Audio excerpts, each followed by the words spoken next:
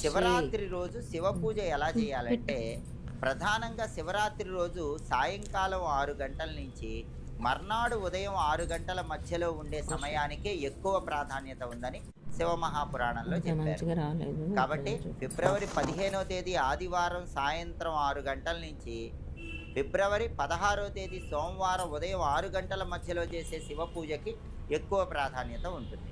ఆ సమయంలో శివ పూజ ఎక్కువ ఫలితాలను కలిగింపజేస్తుంది. అందులోనూ అర్ధరాత్రి లింగోద్భవ సమయానికి ఎక్కువ ప్రాధాన్యత ఉంటుంది.